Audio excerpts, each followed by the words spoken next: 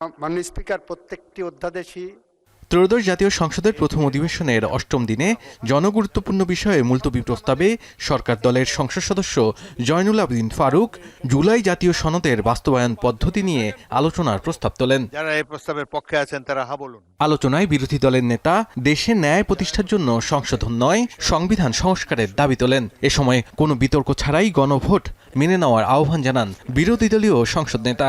এ সময় সংবিধানে যেসব সংস্কার ও সংশোধন প্রয়োজন গণভোটের নির্দেশনা অনুযায়ী সেগুলো বাস্তবায়নের দাবি জানান তিনি। আমরা কোনো মত দিতে পারলাম না, এখন যে ব্যাপারে আমরা কোনো কাগজপত্র পাইলাম না, মত দিতে পারলাম না, এই সিদ্ধান্তগুলোর হাসর কি হবে আমি বুঝতে পারছি না। যে গণভোটটায় আমরা সবাই রাজি ছিলাম, হা বলতে আমরা সবাই মিলে এখানে ক্যাম্পেইন করেছি, আসুন কোনো বিতর্ক ছাড়া এই গণভোটটা আমরা মেনে নিই। আইনমন্ত্রী বলেন, জুলাই সনদ জনগণের মুক্তি সনদ। সরকার জুলাই সনদ বাস্তবায়ন করতে চায় এবং সেই পথ ধরেই এগোচ্ছে। জুলাই মাসে 36 দিনে 30,000 সহযোদ্ধার কারো চোখ নাই, কারো কান নাই, কারো মাথা নাই, কারো কুলি নাই, কারো হাত নাই, কারো পা নাই, এখানে যারা আছেন তাদের প্রতিদিনের বিদগ্ধ যন্ত্রণার ফসল এই জুলাই সনদ।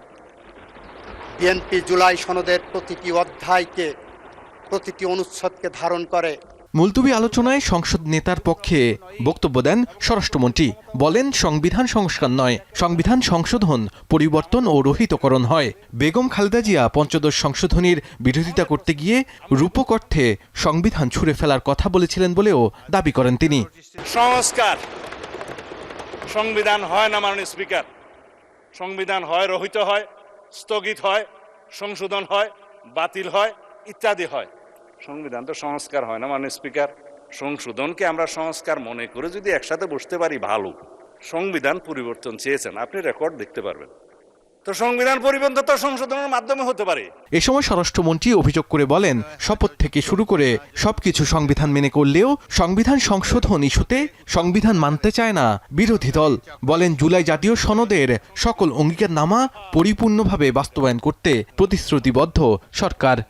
এটা ইতিহাস, আমরা অস্বীকার করি। শাহাদাত অফরো, এখন, ঢাকা। প্রত্যেকটি অধ্যাদেশই